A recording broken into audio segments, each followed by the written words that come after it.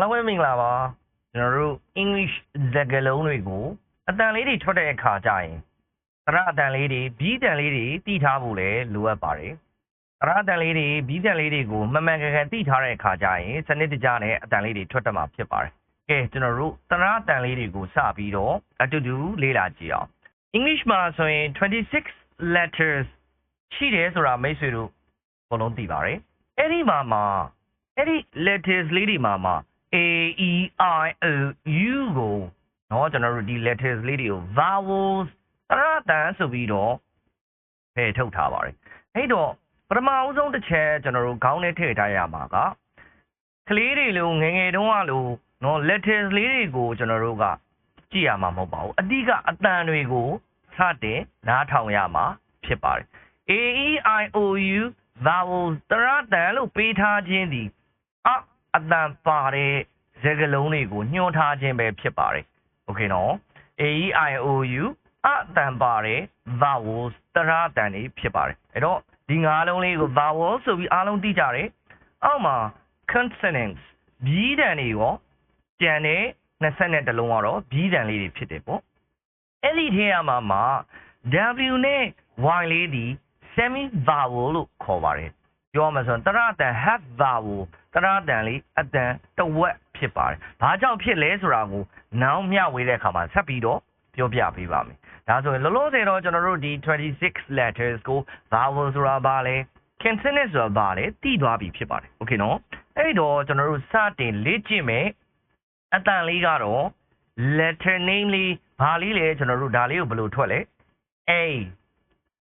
ဟုတ်ပါတယ်ဒါလေးကတော့ capital letter စလုံးကြီးနဲ့ဒါလေးကတော့ small letter ဖြစ်ပါတယ်စလုံးအကြီးနဲ့အသေးပေါ့ဒါဆိုရင် A ရဲ့ short vowel sound လို့ခေါ်တဲ့သရတန်အ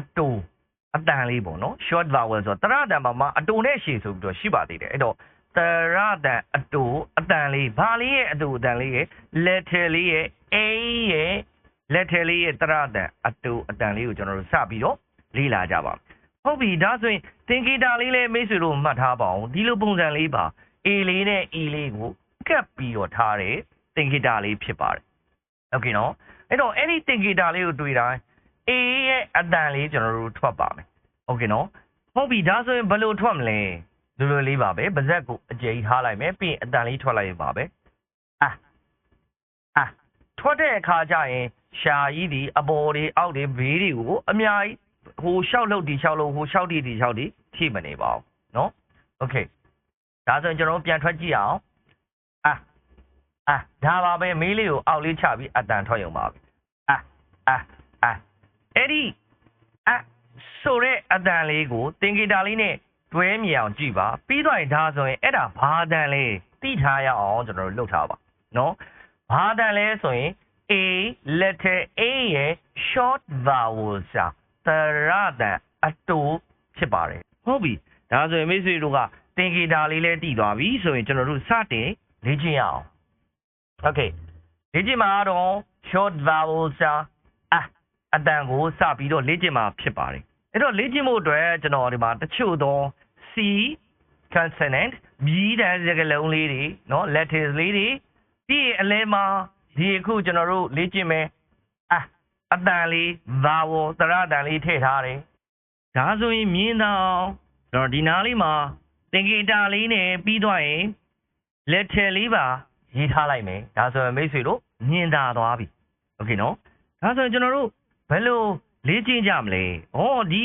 consonant ပြီးရင် vowel အတန်လေးအတန်လေးနဲ့နောက်ပိတ် consonant အတန်လေးနဲ့ဖြည်းဖြည်းချင်းကျွန်တော်တို့လေ့ကျင့်သွားမယ်ဆိုရင်ဒီအတန်လေးကိုပိုင်နိုင်တော့မှာဖြစ်ပါတယ် now we see လို့ခေါ်တဲ့ consonant vowel consonant အဲ့လိုမျိုးသုံးလုံးစကားလုံးလေးတွေအများစုကို A လေးပါတယ်အလဲမှာဆိုရင်ကျွန်တော်တို့အတန်မှန်မှန်ကန်ကန်ထွက်တတ်သွားမှာဖြစ်ပါတယ်ဒါဆိုရင်လေ့ကျင့်ပုံလေ့ကျင့်နည်းလေးကြည့်ပါ bab back bad bag back b a bass b a t bat b a z baz โอเคနော်ဒါနမူနာပုံစံလေးဖြစ်ပါတယ်ဒါဆိုရင်တခြားသော consonant လေးတွေ vowel လေးတွေဒီအတန်လေးနဲ့ပေါင်းပြီးတော့မိတ်ဆွေတို့စူးစမ်းထပ်ပြီးတော့လေ့ကျင့်သွားလို့ရပါတယ်โอเค